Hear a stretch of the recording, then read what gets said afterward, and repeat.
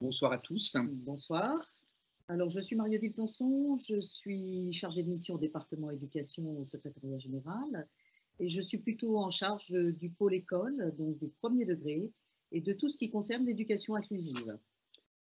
Moi, c'est Benoît Skouratko. Je suis chargé de mission au département éducation du secrétaire général de l'enseignement catholique. Je suis plutôt en charge du second degré, avec la prise en charge et l'animation du pôle collège et du pôle lycée, mais aussi de la commission orientation.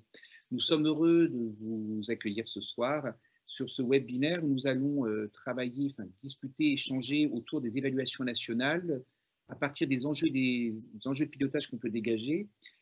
Avant de commencer, on voudrait vous dire que cette session sera enregistrée, elle sera mise en ligne sur la chaîne YouTube de l'enseignement catholique. Les coordonnées vous seront envoyées très rapidement par mail. Plusieurs questions ont déjà été posées avant, lors de l'inscription. Certaines des questions, nous allons y répondre dans le développement, on a vu que ça concordait. D'autres questions seront reprises en fin de séminaire, vers 18h10, 18h15. Vous pourrez aussi avoir le loisir de poser des questions en direct qui seront prises. Et justement, cette saisie et cet accompagnement des questions sera accompagné par Michael Gac, que vous ne voyez pas mais qui est derrière l'écran. Et puis Jérôme Brunet qui est aussi avec nous ce soir autour de la régie et qui nous aide à avoir une image et à avoir aussi la ressource du diaporama qui va suivre. Le diaporama aussi vous sera communiqué ainsi que certaines vidéos et de mise en source et le texte de notre intervention. Marie-Odile, je te laisse commencer. Alors, nous allons essayer de vous parler de la présentation générale de ces évaluations nationales, des points de vigilance, et puis surtout, le plus essentiel, travailler la construction d'une stratégie d'accompagnement pour les établissements dans le cadre finalement de cette nouvelle campagne qui va se dérouler donc pour 2019. Vous verrez, peut-être certaines diapositives ne seront pas tout à fait visibles pour vous en direct, mais le but, c'est que vous puissiez avoir un document à l'issue de notre intervention.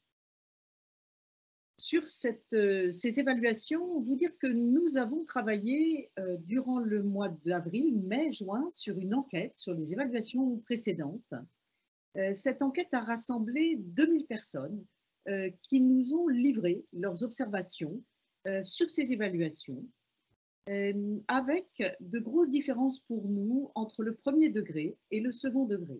Les enseignants, les chefs d'établissement, les formateurs, plutôt penchés sur le premier degré, soulignent l'insuffisance des évaluations nationales pour retracer le profil de la classe, le profil de l'élève, et aimeraient avoir finalement des évaluations repères un peu plus complètes.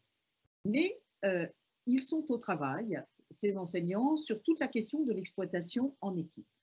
Du côté du second degré, l'évaluation montrait plutôt un désintérêt et une absence de travail d'équipe sur ces évaluations nationales. On voit donc se dessiner des enjeux très importants sur les différents niveaux qui sont portés finalement par la direction générale donc, de l'évaluation scolaire. Ces niveaux, c'est tout simplement le niveau classe, fournir aux enseignants des outils, bien sûr, pour leur permettre d'avancer sur les acquis des élèves en gardant la liberté pédagogique, mais en ayant aussi les trois obligations qui sont essentielles à la fois pour nous, enseignement catholique, qui est la question de l'accueil de tous, qui est la question de l'efficacité de notre enseignement, mais aussi d'une justice scolaire, c'est-à-dire permettre à chacun, en fonction de ses besoins, de progresser. Et puis, nous avons aussi le niveau local, c'est-à-dire comment est-ce qu'on peut, dans un pilotage de proximité, qui peut concerner bien sûr des officiels de l'éducation nationale, mais aussi des bassins d'école, organiser les résultats des élèves et comprendre en vue d'un pilotage pédagogique efficace. Au niveau national, vous avez certainement vu la circulaire de rentrée qui est très liée donc à ces résultats d'évaluation sur le premier degré. Et c'est ce qui permet finalement de construire à la fois des animations au niveau de l'établissement, mais aussi de la formation et le pilotage général des politiques éducatives. Lorsqu'on travaille sur ce pilotage général, il faut se rappeler que l'école maternelle et élémentaire, finalement, c'est le gros des élèves scolarisés, puisque ça représente 7 millions d'élèves sur 12 millions d'élèves. Et donc, nous avons à travailler, bien sûr, en amont, du côté de la maternelle, qui devient donc redevable d'une obligation scolaire en cette rentrée. Sur tout ce qui concerne la question finalement pratique de ces évaluations nationales, notre enquête nous a permis de voir qu'il y avait eu des difficultés d'acheminement, des difficultés techniques sur lesquelles le ministère nous promet des améliorations pour la campagne 2019. Certains enseignants ont remonté aussi des difficultés sur le niveau d'exercice proposé ou le rythme proposé. Il y aura des améliorations, mais elles sont globalement limitées, car le projet de ces évaluations nationales aussi liées à la recherche, c'est de prendre en compte les indicateurs de façon stable.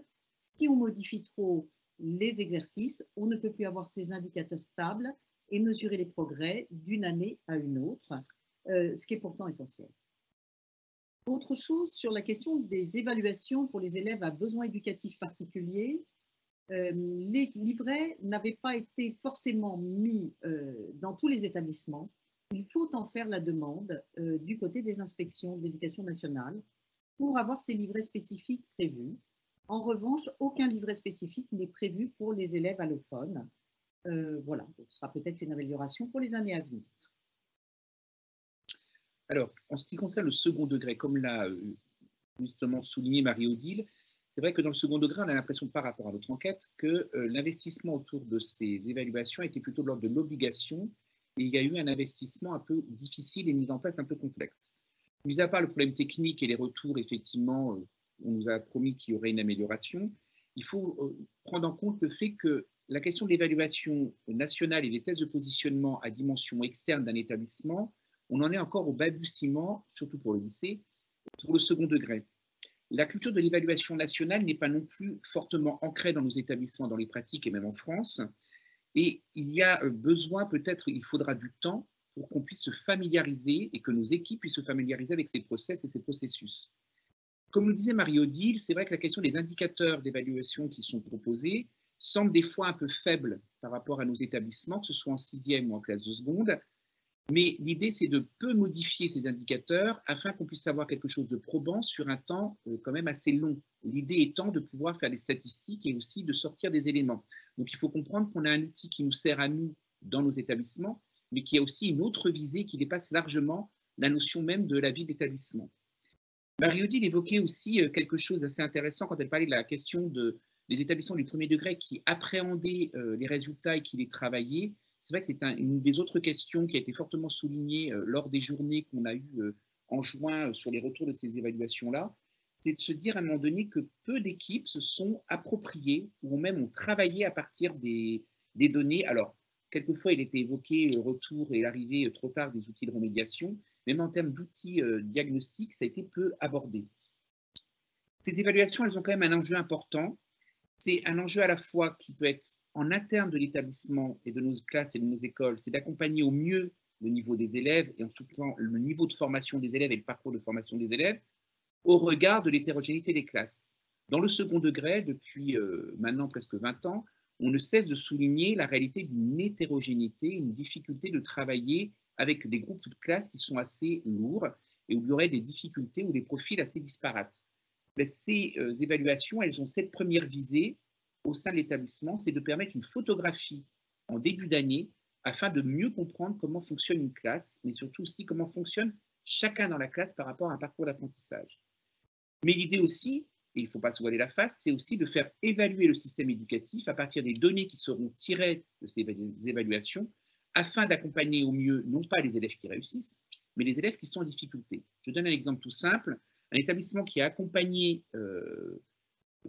la mise en place des tests de positionnement au début en classe de seconde pensait que les élèves seraient largement au-dessus du niveau et seraient tous très performants.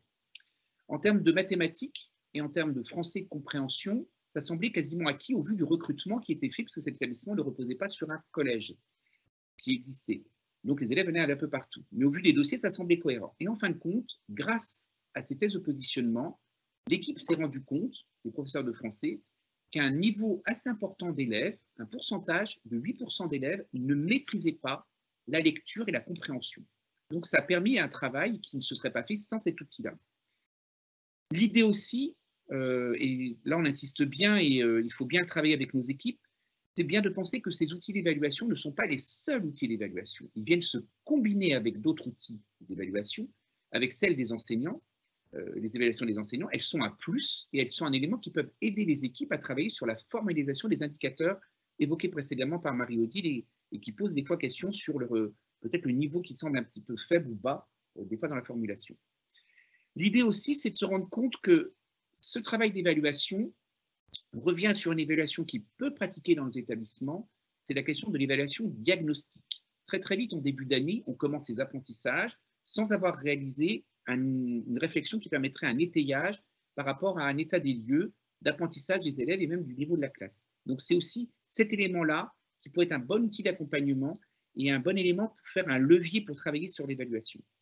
Ce qui est intéressant aussi, au niveau de la recherche et des analyses qui ont été faites, des réactions de nos établissements et des établissements plus largement en France, des évaluations en 6e et en seconde, c'est cette méfiance qu'il y a dans les établissements autour de cet outil-là, des tests de positionnement. Peu d'établissements ont appréhendé ces outils-là comme un outil d'accompagnement des élèves, mais plutôt comme un outil de vérification du niveau de l'établissement. Alors, ce n'est pas comme ça qu'il faut le prendre, c'est de se dire effectivement, ça permet de cartographier une académie, voire un diocèse au niveau des établissements, de voir aussi où se situent les besoins éducatifs et aussi les besoins d'équipement par la suite et d'accompagnement. C'est aussi cette question-là. Donc, il faut bien penser que ces tests-là, en revanche, dans le second degré, ne doivent être à aucun moment un outil d'orientation, comme ça a pu être cru à un moment donné, ni du choix des spécialités pour les classes de seconde, ni un élément qui puisse ficher l'élève entre guillemets. L'idée, c'est bien d'avoir un profil qui puisse se dessiner afin d'être un levier pour pouvoir permettre de travailler à partir d'une évaluation qui serait désaffectisée. On n'est plus dans l'émotionnel ou simplement dans l'intuitif. Tiens, j'ai l'impression qu'il ne suit pas. Tiens, j'ai l'impression qu'il ne peut pas comprendre. Et c'est vrai que cet outil-là, même s'il semble souvent d'un niveau un peu faible, si je prends par exemple le niveau de seconde qui est évalué, il est évalué effectivement pour le cycle 4, issu du cycle 4. Un élève qui a bien fonctionné au collège va valider quasiment un profil parfait en classe de seconde. En revanche, on peut voir la distinction entre des bons résultats qui peuvent être liés à beaucoup de travail, mais aussi des compétences à un moment donné qui semblent un peu en fragilité. C'est plutôt cette démarche-là qui peut être intéressante, ce levier qui pourrait être intéressant pour nos établissements. Marie-Odile ? Peut-être vous rappeler que tout ce travail s'inscrit dans des évaluations qui ont déjà lieu au niveau international et qui malheureusement nous ont montré que nous n'étions pas forcément en tête des pays, notamment sur la question de la réduction des inégalités, puisque nous sommes justement dans le peloton de queue sur cette question de la réduction des inégalités. Hein, donc pour nous, il y a vraiment une importance à réduire ces inégalités à travers ce travail qui est mis en œuvre. Ces évaluations s'inscrivent dans une progression générale hein, qui va aussi jusqu'à l'âge adulte, où on va pouvoir aussi détecter des élèves qui resteraient encore en difficulté de lecture. Pour rappel, en premier degré, on a des évaluations repères donc à l'entrée du CP, des évaluations ensuite point d'étape de CP, puis en CE1, des évaluations qui permettent donc de voir cette question de l'apprentissage des fondamentaux. Et c'est bien ce qui nous occupe pour le premier degré. Pour le second degré, nous avons effectivement des tests de positionnement en classe de 6e et de seconde. Attention, 6e générale et 6e professionnelle. C'est important, seconde générale et seconde professionnelle. À ne pas oublier, c'est quand même aussi important, puisque les tests sont travaillés à partir des mêmes indicateurs. Même si les supports sont différents, les indicateurs sont les mêmes. C'est donc important de voir qu'on s'intéresse à une classe d'âge en termes d'apprentissage. L'idée quand même, c'est de permettre aux équipes pédagogiques d'avoir vraiment des éléments et des outils de diagnostic qui soient standardisés. Alors, ce n'est pas inintéressant cette question des outils standardisés, c'est bien des outils qui sont externes à la pratique de l'établissement, qui représentent un outil de travail. Quand je parlais tout à l'heure de désaffectisation, on n'est plus sur ce que l'enseignant va aimer travailler ou ce que l'élève aime travailler, mais sur une évaluation qui repose sur des indicateurs objectifs, réels et ancrés par rapport à un programme établi en français et en mathématiques. Je reviens sur ce point, pourquoi il a été fait le choix du français et des mathématiques. Ça a été explicité largement lors du séminaire qui a été consacré pour le second degré au niveau des inspecteurs généraux. C'est bien de revenir sur les fondamentaux. Hein, c'est pas dire uniquement parce que l'enquête PISA a dit que le niveau en français de compréhension avait pu baisser, que le niveau mathématique était mauvais. Non, non, c'est vraiment par rapport à un travail de recherche, au vu effectivement des évaluations internationales, mais aussi au vu des objectifs, des compétences transversales, voir tout ce qui est en termes de compréhension, logique, esprit critique, analyse, qui sont les fondements même de l'apprentissage pour les autres disciplines et rentrer dans les phases d'apprentissage complexes.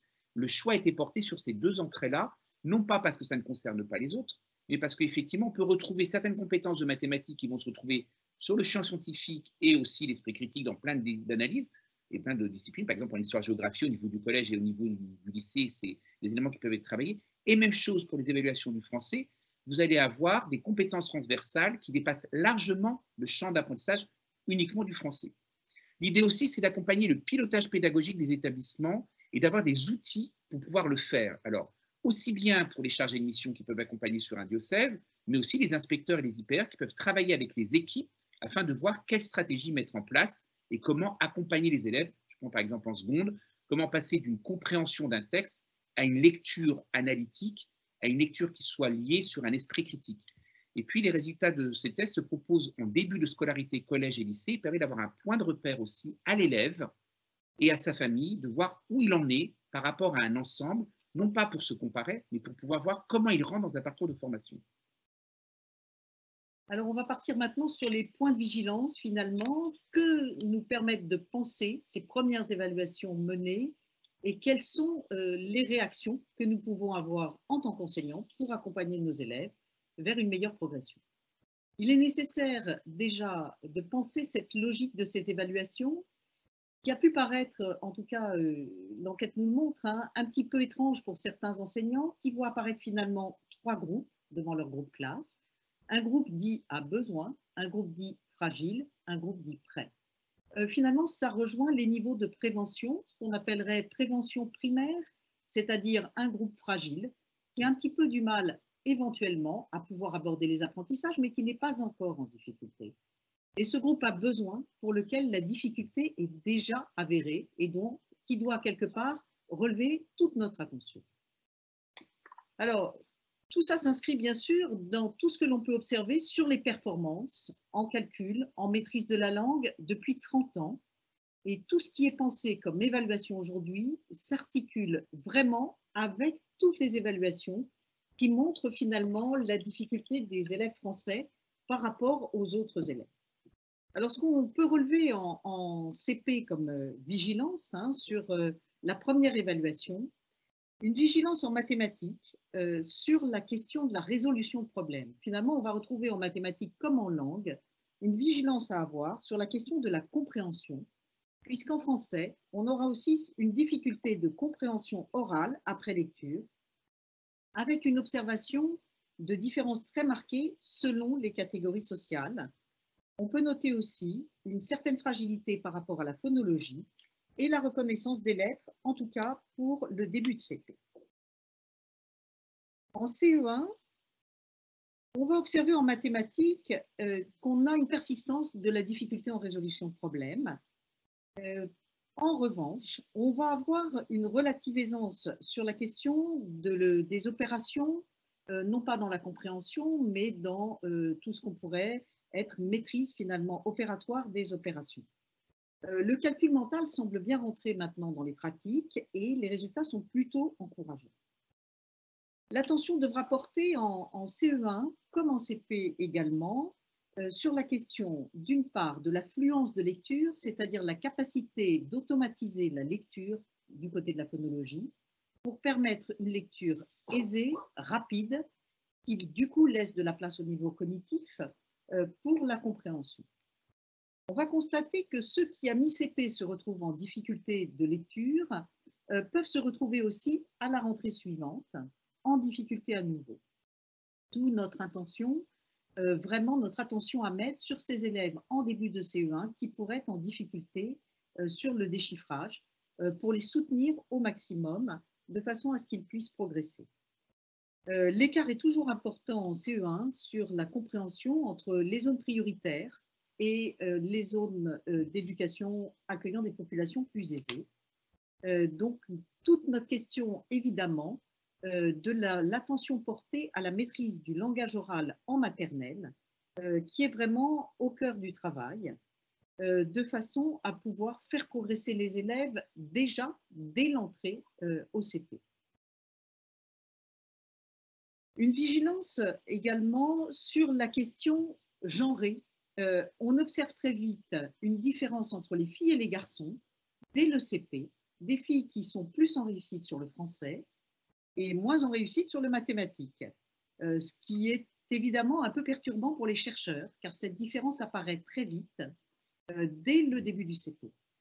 Donc les chercheurs sont au travail pour essayer de comprendre à quel moment cette différence se met en place. Est-ce que c'est dans l'attitude des enseignants finalement? Est-ce que c'est déjà en amont? Mais comment ça se fait qu'on ait tant d'écart dans la réussite entre les filles et les garçons? Alors évidemment, l'accueil des plus fragiles dès la maternelle doit être pensé de façon à réduire les inégalités, avec bien sûr une attention sur tout ce qui va être préparation à la discrimination orale, la discrimination des lettres, la phonologie, le principe alphabétique et l'enrichissement du vocabulaire dès la maternelle, de façon à permettre une meilleure maîtrise. Alors, sur la question juste du rythme et de la régularité des apprentissages, avant de passer la parole, hein, l'idée de poser chaque jour des rituels d'apprentissage, que ce soit en maternelle, en CP, en CE1, des rituels courts d'entraînement et à la fois de compréhension, est soulignée par les chercheurs comme une façon qui permet vraiment d'avancer et de permettre aux élèves les plus fragiles de prendre le contrôle sur les apprentissages, notamment ceux à automatiser. Alors, plusieurs éléments qui ont été abordés par Meredith pour être pris pour le second degré. En revanche, il y a un élément important, c'est bien de penser que nous sommes bien sur des évaluations de positionnement. Et la tentation a été, dans certains des établissements, c'est de mettre une pression supplémentaire avec cette entrée d'évaluation en 6e et en seconde, comme si c'était la vérification d'un niveau. Donc, on est bien sur un outil qui permet à l'élève de voir où il en est et un outil qui permet à l'école française d'obtenir des données pour pouvoir avoir une politique de pilotage. C'est bien faire attention de ne pas rajouter, et comme l'expliquait justement Marie-Lille avant, en disant que l'entraînement est important. L'entraînement est important non pas pour devenir hyper performant, l'entraînement est important pour pouvoir consolider les acquis ou identifier effectivement là où il y aurait besoin de remédiation, d'accompagnement. Donc là, c'est bien un enjeu très important de ces tests-là, c'est de ne pas faire de ces tests-là l'entrée en 6e, le test d'entrée en 6e ou le test d'entrée en seconde. Donc là, c'est vraiment un point de vigilance à avoir, ne pas rajouter une pression, puisqu'on sait comment vit le passage du primaire au collège et peut être difficile, et du collège au second peut être difficile. Donc, bien insister qu'on est là, même la façon qu'on a de le présenter, comment les enseignants le présentent, comment on informe les élèves, comment on informe les familles. Il y a eu de la part du ministère, d'ailleurs, de réels progrès, puisqu'il y a maintenant la question d'avoir un support pour pouvoir communiquer avec les familles, la publication d'un profil qui pourrait être communiqué à l'élève et communiqué aux familles. Donc, autrement qu'une liasse de papier qui peut être donnée rapidement, comme ça s'est passé peut-être l'année dernière dans certains établissements, où l'information est arrivée des fois un petit peu tardivement et où il a fallu accompagner les élèves. L'idée de ce test de positionnement, il ne fonctionne pas tout à fait sur la même logique que celui du primaire, il est surtout sur la question de palier, palier 1, palier 2. Donc l'idée, c'est qu'on a 4 degrés de maîtrise pour chacun domaine des évalués. Il y a la maîtrise insuffisante, maîtrise fragile, satisfaisante, très bonne maîtrise qui correspond à des compétences de connaissances qui sont affirmées. L'idée quand même, c'est bien de voir à partir de ces paliers comment on communique avec l'élève et avec la famille, que ne pas distribuer le document uniquement du profil comme ça, que l'élève ait l'effet miroir de quelque chose qui peut être négatif. Et pour les élèves qui sont fragiles, bien montrer que cette prise, cette photographie quelque part de leur parcours de formation, de là où ils en sont, c'est un moment T, tout l'accompagnement. Et peut-être que justement, un des points de vigilance à avoir, c'est comment on introduit ces évaluations-là dans la dynamique de la classe, comment l'enseignant en parle, et aussi comment effectivement on communique avec les familles autour de ça. Que ce ne soit pas anxiogène et en rajouter. L'idée aussi, c'est qu'on a, là vous verrez, c'est une diapositive supplémentaire, mais l'idée c'est d'affiner avec des domaines de compétences et de sous-compétences. Donc l'idée c'est de rentrer par rapport à l'année dernière, on est rentré plus précisément, les indicateurs restent les mêmes, mais ils ont été un peu plus, dans les tests qui sont proposés, un peu plus disséqués, il y aura des activités plus séquentielles qui permettront de vérifier plus en finesse. D'ailleurs, pour pouvoir travailler, très vite sur Eduscol seront mis des tests d'entraînement qui permettront aux enseignants de se familiariser avec l'outil, mais aussi aux élèves à un moment donné de pouvoir, et surtout pour les élèves qui peuvent être en fragilité, de travailler à la connaissance et à la compréhension de l'outil lui-même. Alors, par rapport à 2018-2019, c'est intéressant de voir que dès la sixième, on voit se confirmer ce qui était déjà vu en primaire, c'est que 85% des élèves ont acquis des connaissances en français, 73 en mathématiques, qui sont assez solides. Les filles confirment leur acquis en français aussi bien au collège qu'au lycée. Et les résultats sont très inférieurs pour les élèves en retard, que ce soit pour le collège comme le lycée. Les difficultés scolaires des élèves entrent dans l'éducation prioritaire et il est important aussi de voir un vrai écart entre les collèges et les lycées par rapport aux origines sociales. Et ça se passe dans les différentes régions, on voit bien qu'il y a vraiment une différence. Et aussi une géographie disparate, puisque autour des grandes agglomérations, on voit bien des profils et des résultats qui se concentrent sur un domaine de réussite plus fort que dans des zones plus difficiles ou alors plus rurales. Alors, quelle stratégie d'accompagnement mettre en œuvre finalement pour répondre à ces difficultés? Alors, quelques pistes. Quelques pistes à partir donc de ces groupes. Première piste, devant des groupes à besoin, penser à un accompagnement fort, évidemment, une disponibilité forte de l'enseignant pour les élèves les plus fragiles dès le début de l'année. Par rapport aux groupes dits fragiles, avoir une vigilance et penser évidemment la progression pour tous.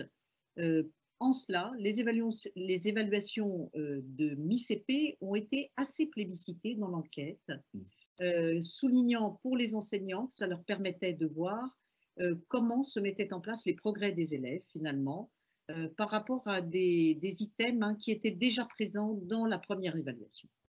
Alors en premier degré, sur quoi faudrait-il mettre le focus? Évidemment, la question de la sensibilisation à la question de la maîtrise de la langue orale en maternelle est centrale, notamment la question de l'enseignement du vocabulaire de façon explicite. Ne pas penser que les élèves les plus fragiles sur le plan lexical vont s'emparer des mots par imprégnation, mais penser des séances de vocabulaire. Sensibiliser les parents à les questions du langage et de la langue. On mène un projet actuellement qui s'appelle Aventurier des mots, où finalement les enfants ont des défis qu'ils vont jouer entre l'école et la maison, des sortes de cueillettes de mots qui se font à l'école, à la maison, pour enrichir le langage. Ça permet aux parents aussi de se sensibiliser et de contribuer à l'apprentissage d'un lexique un peu plus fort. Bien sûr, on a besoin d'articuler animation et formation, c'est-à-dire se dire finalement comment est-ce qu'on peut former les enseignants sur la question du vocabulaire et comment est-ce qu'on peut, à travers des outils proposés, simplement faire découvrir quelques méthodes. Je vous invite à aller voir sur le site Vocanet, avec lequel nous travaillons et qui est source aussi de ce projet Aventurier des mots. Nous allons aussi travailler sur Site École, le site qui était un petit peu en veille l'an dernier va reprendre beaucoup de services cette année et va être enrichi, notamment autour de cette question. En CP et CE1, bien sûr, sur Eduscol, vous trouvez des guides d'accompagnement très complets, vous les trouvez aussi pour la maternelle, avec vraiment une réponse aux difficultés observées. Nous travaillons aussi avec le CIFODEM, qui est un travail de chercheurs, à la mise en place de programmes tels que le ROL, par exemple, ou ROMA, dont vous avez peut-être entendu parler, qui permettent de travailler la question de la compréhension, à la fois en français et à la fois en mathématiques. Nous allons aussi proposer cette année une journée autour de L, qui est un dispositif qui permet un travail intégré autour de l'apprentissage de la lecture pour le CP et le CE1, ce qui permettra aussi de progresser sur cette question finalement de l'articulation des différentes entrées. Les chercheurs nous disent aussi qu'il est essentiel de travailler sur l'attention.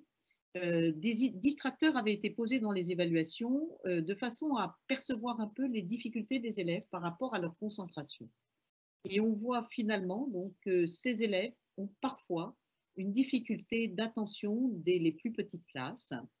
Donc tout le travail qui se met en place, notamment avec le dispositif Atoll, vous trouverez les liens donc, sur le diaporama, permet de travailler cette question de l'apprentissage spécifique de l'attention pour les élèves fragiles et non pas l'idée de faire une sorte de bachotage, c'est-à-dire de s'entraîner à passer les tests en amont. Certaines personnes nous demandent s'il faut s'entraîner aux évaluations nationales. non, il ne faut pas s'entraîner aux évaluations nationales, ce n'est pas la logique, mais bien développer des compétences qui seront transposées, utilisées pour la réussite de ces évaluations nationales. Alors, par rapport à ce que vient d'évoquer Marie-Odile, autour de l'évaluation, des tests d'évaluation, cette réflexion et cette obligation, quelque part, de faire ces évaluations dès le début du parcours de formation en 6e comme en classe de seconde, réinsiste sur l'enjeu de l'évaluation par rapport au parcours de formation. Il a été souligné par différents chercheurs que trop souvent, on est trop axé sur la réalisation d'un exercice fini plutôt que sur des compétences qui permettraient de pouvoir être combinées pour pouvoir réaliser cet exercice. Et ça, c'est l'intérêt des outils qui sont proposés. Peut-être que travailler avec les équipes pour pouvoir appréhender des constructions d'évaluation qui changent et des nouveaux modèles d'évaluation, c'est important. Autre enjeu important aussi, et non pas pour préparer, comme tu disais, par un bachotage, mais familiariser les élèves à ce type d'évaluation, c'est aussi travailler sur la compréhension, sur le langage. Alors, on sait très bien que les nouveaux programmes de classe de seconde reviennent très fortement sur la maîtrise de la langue et la réintroduction de la grammaire et l'apprentissage de la grammaire et de l'orthographe au niveau du lycée. On pensait pour acquis, parce que ça avait été travaillé au collège, on pensait que c'était acquis, et donc on avait non pas laissé tomber, mais on avait mis de côté cet apprentissage et on était plutôt sur l'accès, et on avait axé l'apprentissage en lycée du français plus sur la maîtrise des outils qui permettront de réussir le bac de français à l'oral comme à l'écrit, et moins effectivement sur le lexique, ce que tu évoquais, et la question de la langue orale. Ces évaluations, elles permettent aussi de retravailler dès le début de la classe de seconde sur la question du grand oral et sur la compréhension de l'oral. Malheureusement, on sait très bien qu'il était proposé aux élèves de pouvoir évaluer en lycée professionnel la dimension de l'oral. Ça disparaît pour l'évaluation 2019-2020. Ceci dit, ça peut peut-être nous aider à travailler aussi, nous, à des critères et des indicateurs de l'évaluation de l'oral pour travailler à l'apprentissage de l'oral autrement, aussi bien au collège qu'au lycée. L'autre point important dans ces enjeux-là, pour le lycée, comme pour le collège et le second degré, c'est que les pratiques de l'évaluation ont fortement été réinterrogées par la réforme du collège, et on a vu dans nos établissements beaucoup d'équipes qui se sont formées ou qui ont réactualisé leur pratique de l'évaluation, ont interrogé leur pratique de l'évaluation en faisant partir soit des enseignants en formation sur l'évaluation ou en faisant intervenir des personnes externes pour pouvoir travailler sur leurs indicateurs. On se rend compte qu'au niveau du collège, il y a eu un vrai travail sur les pratiques d'évaluation et les élèves comprennent souvent mieux ce qui est évalué, en tout cas ce qu'on attend d'eux, et comprennent mieux le résultat d'une évaluation, alors qu'au lycée, on reste encore très fortement ancré sur une pratique de l'évaluation un peu opaque, où les indicateurs apparaissent peu, où effectivement les pratiques peuvent paraître obscures pour les élèves, et des fois les élèves demandent même comment est fabriquée leur note, ce qui montre bien qu'ils ont compris un moment donné leur note ou leur évaluation, ce n'est pas noté, mais l'idée c'est bien de voir qu'il y a une réflexion à avoir autour de la pratique de l'évaluation, au-delà même du travail en équipe, réinterroger les pratiques d'évaluation afin de pouvoir proposer des évaluations aux élèves qui leur permettent de pouvoir se positionner et de voir où ils en sont dans une acquisition ou alors dans une non-acquisition. Et trop souvent, l'évaluation, c'est un peu le constat qui tombe et après, il est trop tard pour pouvoir réagir. Et l'idée, c'est de voir comment on peut anticiper et travailler sur cette question de l'évaluation diagnostique, l'évaluation formative et formatrice. On est en France très axé sur l'évaluation sommative. Et d'ailleurs, ce que je disais précédemment, ne pas faire de ces tests de positionnement une évaluation sommative. On est bien sur une évaluation diagnostique. Et jouer sur une palette de ces différentes entrées d'évaluation permet souvent de pouvoir faire progresser les élèves, d'accompagner les plus fragiles, mais aussi de permettre aux plus performants de devenir encore plus performants. C'est la question de base, la base même de la différenciation pédagogique. Un des enjeux intéressants aussi de ces évaluations qui arrivent en début d'année et qui permettent aux enseignants d'avoir un profil de leur classe et un profil des élèves, c'est de mettre en place, en tout cas d'avoir un outil objectif et concret, en tout cas externe, peut-être que ça peut modifier, peut-être que l'élève a été stressé, mais en tout cas on peut aller vérifier, de pouvoir mettre en place des pratiques différenciées d'apprentissage et d'évaluation. Alors, comment ça va s'organiser pour la campagne 2019 ? On est dans une logique méthodologique où à la fois nous avons donc des services qui sont à la conception des évaluations, tout en les expérimentant dans les classes. Donc, il y a eu une expérimentation évidemment l'an dernier, mais il y avait déjà eu des expérimentations en amont, une amélioration et un nouveau cadrage, en tenant compte bien sûr de la nécessaire continuité pour évaluer. Alors, on aura des améliorations sur le portail de saisie. Normalement, les problèmes informatiques qui avaient été captés, voilà, que ce soit le premier ou le second degré, les problèmes informatiques seront résolus. Les temps étaient très courts l'an dernier et normalement, on devrait avoir une amélioration très forte qui devrait normalement plus présenter de problèmes. C'est du moins ce que l'on nous promet.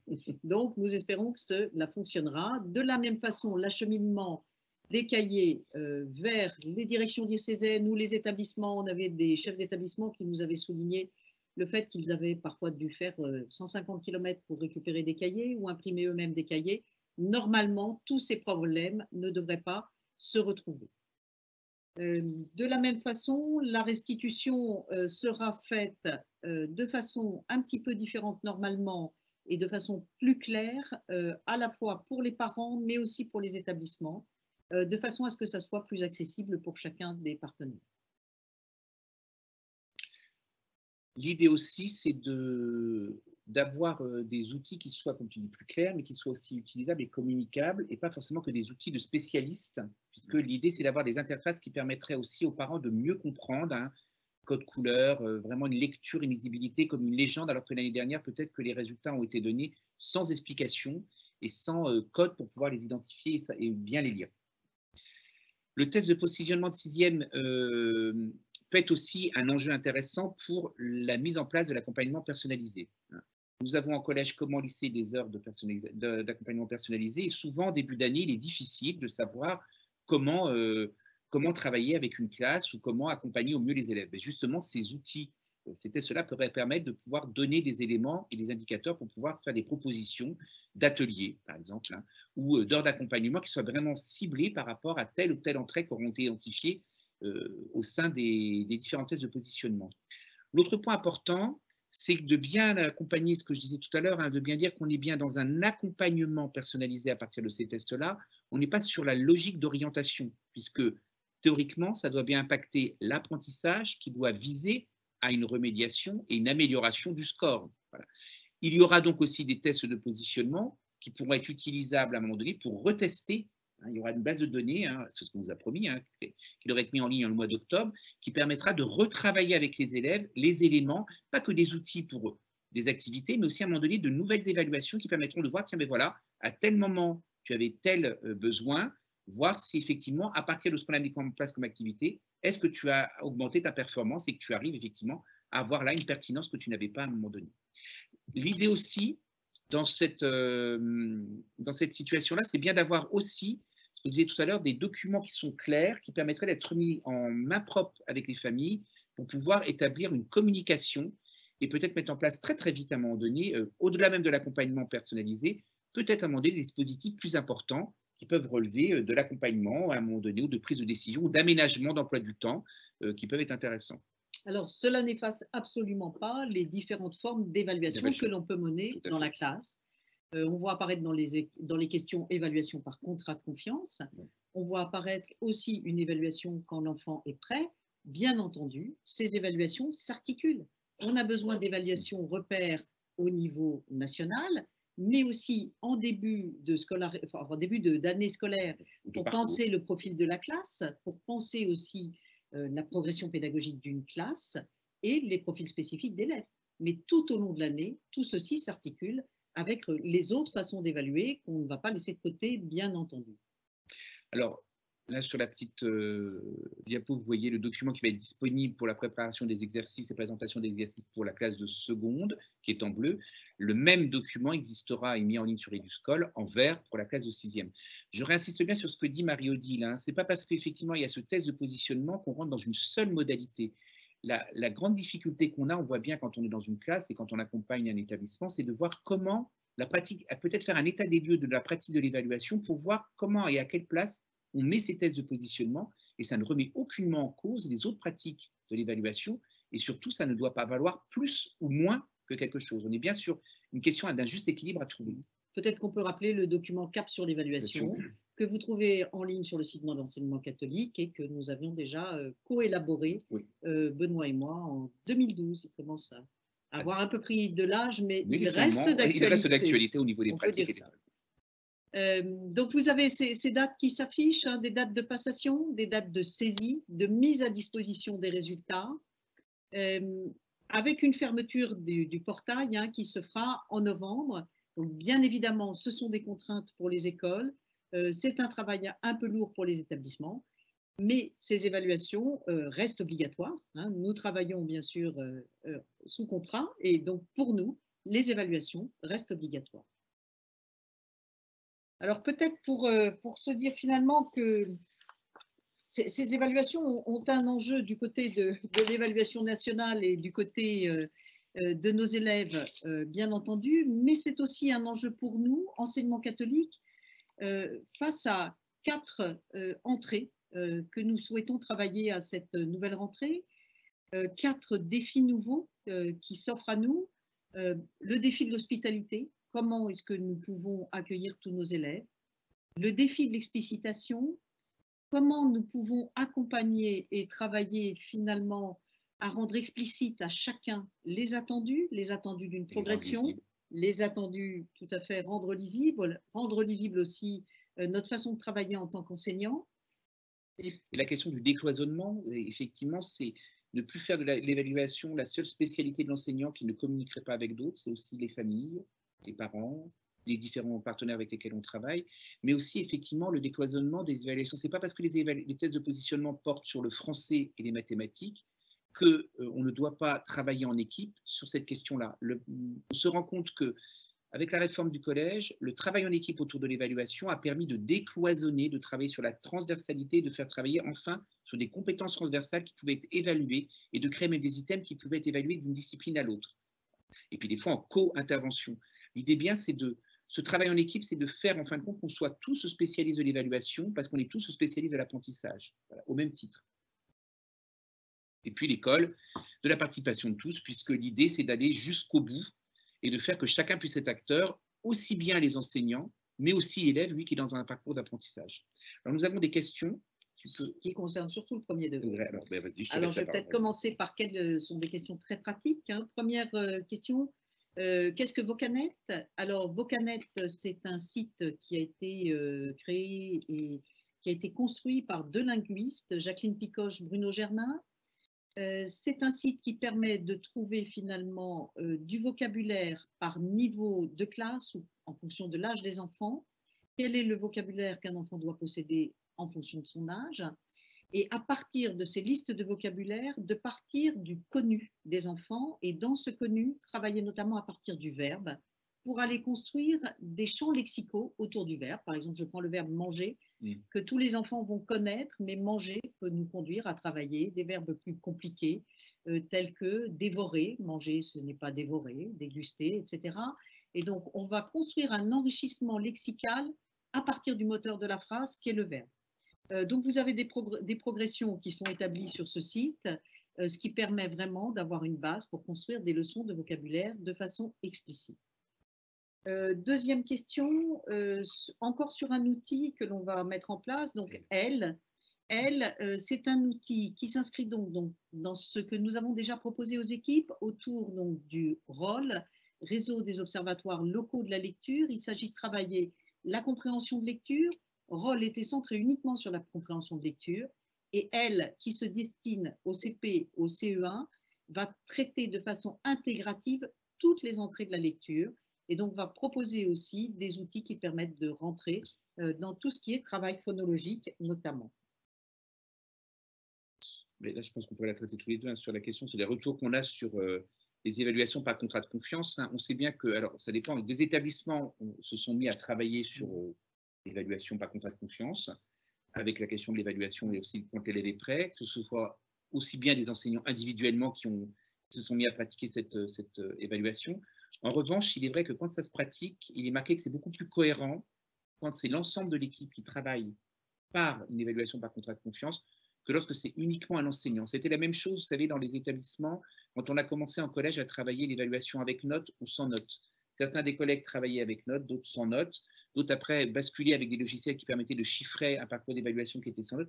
L'idée, c'est que l'outil ou la démarche qui est utilisée, c'est qu'elle soit faite en équipe et travailler effectivement dans une concertation. Je laisse la parole. voulez rajouter quelque chose? Peut-être non, simplement parler de la question des évaluations de mi-CP, influencées par les progressions des enseignants. Donc, j'imagine peut-être, voilà, en phonologie, j'ai pas découvert et travaillé les mêmes apprentissages que mon collègue, ma collègue, et donc nos élèves pourraient être en difficulté. Quand on est à mi-CP, les élèves ont déjà une certaine maîtrise quand même des sons, même ceux qui sont pas forcément enseignés, peuvent être déjà connus d'un certain nombre d'élèves. Donc, quelle que soit la progression de l'enseignant, on va avoir quand même un accès au niveau des élèves et en tout cas un regard sur les élèves fragiles, c'est-à-dire à mi-CP, ce sont ceux qui ne sont vraiment pas rentrés dans la question du déchiffrage. En sachant que dans l'évaluation en général, ce qui a été relevé, c'est que l'encodage posait moins de problèmes que le décodage. Donc voilà, on peut voir quand même ce qu'il est essentiel de travailler pour l'enseignant de façon à faire progresser à la fois son groupe classe et des groupes d'élèves en particulier qui auraient des besoins spécifiques. Alors, on a eu plusieurs questions sur la question, sur les outils qui seraient mis en ligne, que ce soit bien au niveau des enseignants ou des tests que les élèves pourraient faire. Alors, pour le second degré, je laisserai la parole après Marie-Lou, mais lors de la rencontre qui a eu lieu fin juin avec tous les inspecteurs généraux et les différents chercheurs et les personnes qui travaillent au niveau de la plateforme EduScol, tout ça sera mis en ligne en octobre, comme le document bleu qu'il y a dans le diaporama que je vous ai présenté, mis en ligne en octobre de ces outils-là. Donc c'est peut-être un peu tardif, mais effectivement, ça permettra de travailler sur le long terme, et on est bien sur une logique du long terme et du long cours. On n'est pas sur l'immédiateté uniquement. Voilà. Donc, peut-être revenir sur une question finalement entre l'articulation des différentes évaluations. Je suis en CE1, je constate que j'ai des élèves non lecteurs par rapport à cette évaluation nationale, donc qui vont présenter un score très faible sur cette évaluation nationale au début du CE1. Bien sûr, je vais accompagner l'élève en dédramatisant ce que l'on a pu observer et la famille aussi. Et je vais soutenir l'élève en lui proposant, après cette évaluation nationale qui n'était pas à son niveau finalement, je vais lui proposer une évaluation adaptée qui lui permet finalement de tenir compte de sa progression et qui lui permet de voir les progrès qu'il réalise avec sans doute en complément la mise en œuvre d'un programme personnalisé de réussite éducative, PPRE, de façon à ce que l'élève puisse être accompagné, soutenu et progresser dans une difficulté qu'il rencontre en ce début d'année. Donc, on est toujours dans une articulation des différentes formes d'évaluation. L'évaluation nationale n'évacue absolument pas les autres types d'évaluation. Une question nous est posée sur les élèves qui ont un accompagnant dans le champ du handicap pour passer ces évaluations. Il va de soi que si on veut savoir finalement la compétence de l'élève à un moment donné, on est dans une évaluation un petit peu normative, une évaluation repère. Donc, l'AESH va accompagner l'élève, mais sans lui donner les réponses, parce qu'autrement, on ne pourra jamais voir quel est le niveau de l'élève pour cette évaluation repère. Donc, ce sont les mots de bienveillance, de progrès possible, qui vont accompagner cette difficulté de l'élève, qui est importante à un moment face à une évaluation. Et bien sûr, c'est toute la progression que l'on va mettre en place après pour soutenir l'élève dans les autres formes d'évaluation et d'acquisition de compétences qui seront mises en œuvre. Donc, évidemment, là, l'AVS, AESH, selon le nom, va être présent, mais ne va pas forcément soutenir trop l'élève dans cette évaluation repère. Et dans ce que tu viens de dire, c'est intéressant, là, tu as parlé de la question dans l'accompagnement avec une bienveillance, des mots pour dire les choses. La réalité de l'évaluation, elle renvoie aussi à un moment donné à un tenté une réalité du parcours d'apprentissage et du niveau de l'élève. Et donc, c'est comment on accompagne ça aussi, au-delà même de ces fameux tests d'accompagnement, mais globalement, comment c'est accompagné régulièrement, comment on fait des retours sur les évaluations et la pratique. Ça pose cette problématique-là d'un moment donné. Quel rapport l'enseignant entretient avec l'évaluation quand elle est obtenue? Quel discours est tenu sur cette évaluation et comment c'est travaillé? Ça, c'est aussi une réflexion qui est intéressante. On a une question aussi sur la place de l'enseignant spécialisé dans ces évaluations. L'évaluation est normalement conduite par l'enseignant de la classe ordinaire. En revanche, un travail d'équipe pour répondre aux difficultés observées des élèves avec le guidage et le soutien de l'enseignant spécialisé qui est enseignant personne ressource est tout à fait intéressant. Lorsqu'ils sont en formation, les enseignants spécialisés reçoivent aussi des démarches spécifiques d'apprentissage pour les obstacles cognitifs que rencontrent les élèves. Donc, bien évidemment, l'enseignant spécialisé est un relais pour accompagner à la fois les élèves, mais aussi les enseignants, et les aider à penser, en complément de tout ce qui est mis en ligne donc, sur EduScol, penser des nouvelles médiations ou des remédiations à apporter face aux difficultés spécifiques des élèves. Certaines personnes nous demandent des outils qui sont liés vraiment à des disciplines comme le français ou les mathématiques, pour le collège comme pour le lycée. Où est-ce qu'on pourrait trouver des sites qui permettraient de travailler ces éléments? Alors, on n'est pas spécialiste en didactique des mathématiques, je me suis plus en didactique parce que par ailleurs, je suis enseignant de français, mais cherchez sur les sites de vos directions de CESED, enfin pas de vos académies, il y a des sites disciplinaires qui sont consacrés, qui travaillent sur ces éléments-là, et sur EduScol, il y a des outils mis en ligne aussi pour travailler sur la compréhension des énoncés qui existent. Alors, c'est un peu difficile, il faut être honnête, il faut surfer. Le moteur de recherche n'est pas parfait, mais en cherchant, vous trouverez. Et effectivement, il y a des éléments et des exercices. Alors, par exemple, je sais que sur l'Académie de Versailles, il y a le site à la page en lettres qui vous donne plein d'éléments pour travailler sur l'énonciation. Mais je sais qu'il existe aussi sur l'Académie de Versailles un site en sciences qui peut aider. Et puis, il y a des sites comme les sites de l'Académie des sciences qui, à un moment donné, permet de travailler aussi sur des compréhensions, des consignes en sciences. Alors, une petite question sur Roma. Roma, donc c'est la question de l'apprentissage de la compréhension en mathématiques. Donc, Roma est ouvert pour l'instant cycle 3 et éventuellement début de collège. Et Roma va s'étendre de plus en plus vers le cycle 2. Ça va avancer. Hein, donc, c'est la question de l'apprentissage de la compréhension mathématique. Une question finalement autour de la cohérence d'une progression pour un élève qui ne validerait pas le socle commun, mais qui passe institutionnellement parlant au cycle suivant. Et oui, il peut arriver qu'on ait au collège des élèves non lecteurs, par exemple en 6e.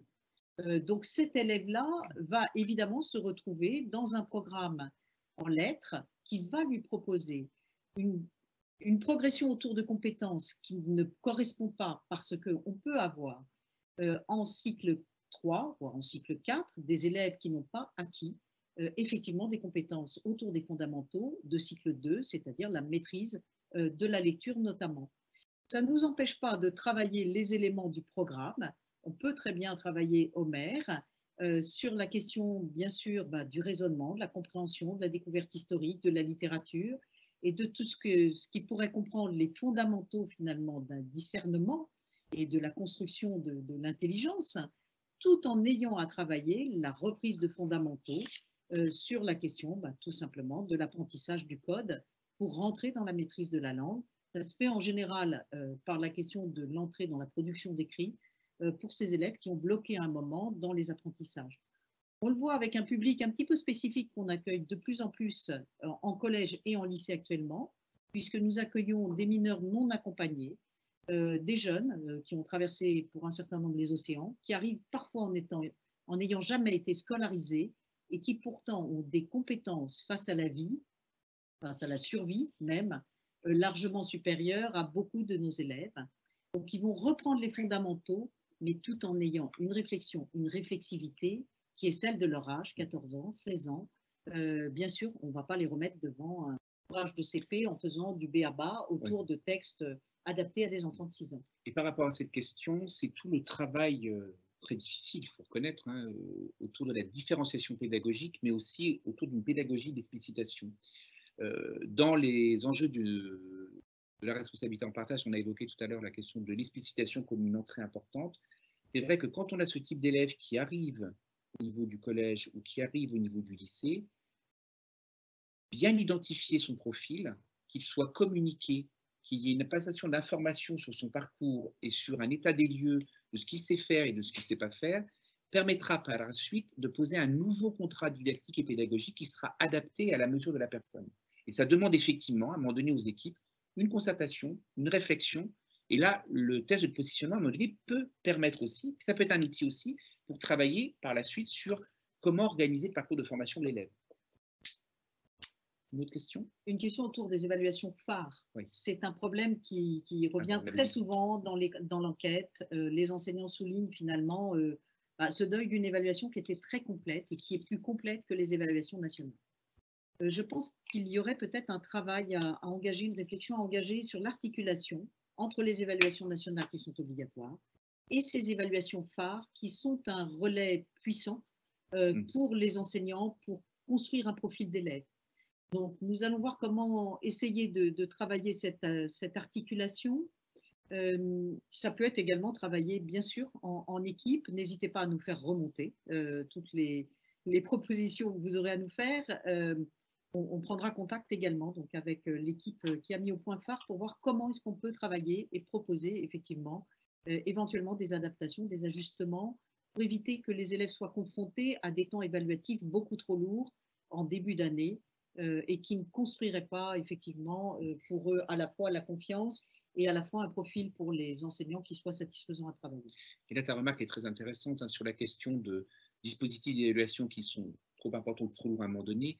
On est bien dans une dynamique de l'apprentissage. L'évaluation, elle est conjointe avec l'apprentissage. Il ne faut pas non plus qu'on soit tout le temps dans une seule pratique de l'évaluation, qu'on donne trop de place à l'évaluation. On voit bien dans le second degré, dans certains de nos établissements, lorsqu'il y a trop de place donnée aux devoirs sur table, c'est chronophage, ça prend trop d'importance. L'idée, c'est bien de remesurer, de retravailler, revisiter aussi. Et ce qu'évoque Marie-Odile par un travail justement de réflexion entre ces évaluations, ces tests de positionnement du premier degré et les évaluations phares, c'est bien un travail à avoir, et ne pas se voiler la face à un moment donné, bien travailler avec les équipes et avoir peut-être une mise à plat des pratiques d'évaluation qu'il y a dans l'établissement.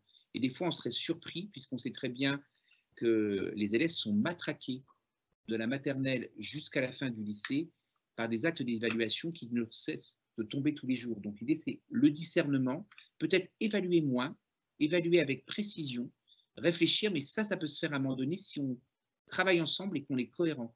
Beaucoup d'élèves, à un moment donné, quand on leur demande au collège ce qu'ils pensent de leur parcours de collège, ce qu'ils disent souvent, c'est le manque de concertation entre les enseignants, où il y a trop d'évaluations qui tombent sur une même semaine, même si ce n'est pas banalisé, mais les élèves le signifient. Donc ça montre bien que même sur une organisation, une planification, au-delà même de ces tests de positionnement-là, à un moment donné, il serait peut-être bien, ça, elle est connue la date maintenant, parce qu'elle va s'ancrer, mais à un moment donné, il y a trop de pratiques d'évaluation, trop d'outils, et puis il y a aussi des productions qui ne sont même pas évaluées. Donc c'est bien le discernement, et à un moment donné, cibler, et peut-être qu'il y a des choses qu'il va falloir aménager, peut-être des choses qu'il va falloir laisser mettre de côté pendant un temps, pour pouvoir affiner un petit peu à quoi elles servent. Et là, se dire, l'idée, en fin de compte, de ce webinaire, c'était de voir comment cette obligation d'un test de positionnement peut faire sens, même s'il est une obligation à un moment donné, et pas uniquement être on le fait parce que c'est obligatoire, mais comment on peut le revisiter, lui donner du sens pour que ce soit du sens à la fois pour les enseignants, les élèves, les familles, mais aussi pour l'établissement et plus largement, à un moment donné, sur le territoire dans lequel il y a,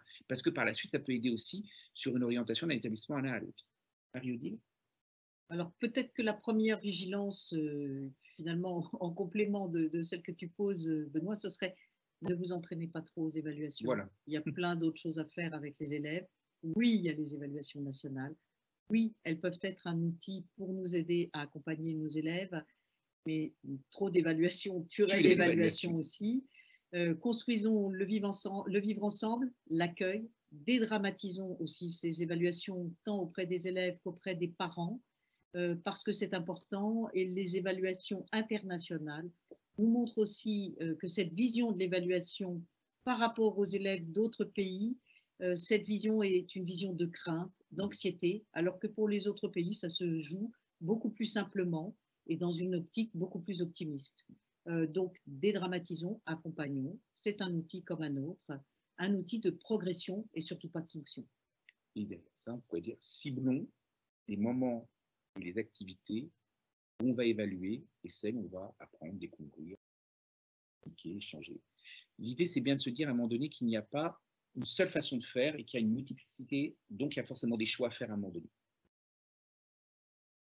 Je reste à vous souhaiter une belle année scolaire à tous. Une belle année scolaire, une belle rentrée à vous, belle pré-rentrée qui va se jouer jeudi et vendredi dans certains des établissements.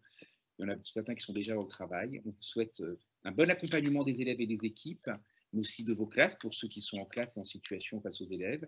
Et puis, plein d'évaluations qui font sens, mais pas trop. Voilà.